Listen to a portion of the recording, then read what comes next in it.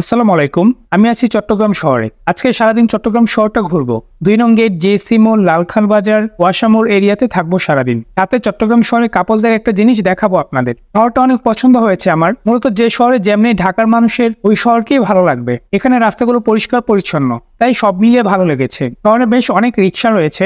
New market যাওয়ার জন্য JSC মোড় থেকে রিক্সা নিলাম। দেখুন, আমি রিক্সা ঠিক করে রিক্সায় উঠতেছি। এটাই আমার প্রথম চট্টগ্রামে রিক্সায় ওঠা।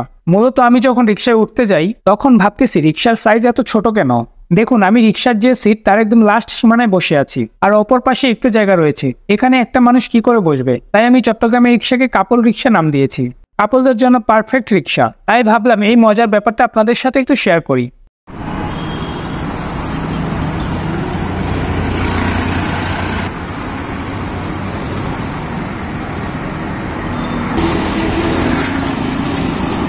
কাপল রিক্সা একা একা ঘুরতেছি আমি। এটাকে আপনারা ফান ভিডিও হিসেবে নিতে পারেন। মজার ছলেই এই ভিডিওটা বানানো। চট্টগ্রামবাসী আবার রাগ করিয়েন না। এবার দেখুন, আমি বসার জায়গাটা মেপে দেখাচ্ছি। আমি ঠিক এখন সিটের মাঝখানে বসেছি। ঠিক মাঝে বসে দুপাশে কতটুকু জায়গা আছে সেটাই দেখাচ্ছি। আমি মাঝে বসার পর উভয় পাশে ৩ থেকে ৪ ইঞ্চি জায়গা রয়েছে। চট্টগ্রাম শহরের প্রতিটা রিক্সাই এমন। শহরের বাইরে ব্যাটারি চালিত রিক্সা নর্মালি সব জায়গার মতো। তবে এই বাংলা বা ম্যানুয়াল রিক্সার সিট কেন এত ছোট করলো এটাই বুঝলাম না। এই সিটে কখনো দুজন মানুষ একসাথে বসতে পারবে না। যত জায়গা কম কাপলদের জন্য তত ভালো। আমার কাছে এই রিক্সাগুলো খুবই অন্যরকম লেগেছে, তাই বারবারও এটার সিট প্রাপ্তেছিলাম। তবে এই রিক্সাগুলোতেও দুজন ইজিলি বসা যায়। এটা কিভাবে তা ভিডিও শেষে দেখাচ্ছি। একজন মেয়ে রিক্সায় বসার পর তার পাশে ঠিক এতটুকু জায়গা থাকে, তাও যদি দুজন চিকন হয়। কিন্তু কারো স্বাস্থ্য যদি ভালো থাকে তাহলে বসতে সমস্যা হবে। সঠিক জানা না থাকলেও আমার মনে হচ্ছে এই সিটের সাইজ 2 ফিটের বেশি হবে না। আমি তো রিক্সাওয়ালা আমাদের বলতেছিলাম, সিট এত ছোট কেন তোমাদের? এটা একটু বড় বানালে কি এমন হতো? তারা বলে, আমরা কি করব বলেন, কোম্পানি বানায় এভাবে। যদিও তাদের 99% কথাই আমি বুঝতে পারি না। একবার এক রিক্সাওয়ালা মামা আমাকে বললো, আপনি কি বোয়িঙ্গা? এটা বুঝতে পারলাম না, তাই আবারও জিজ্ঞেস করলাম, কি বলছো? আমাকে বললো, আপনি তো বোয়িঙ্গা।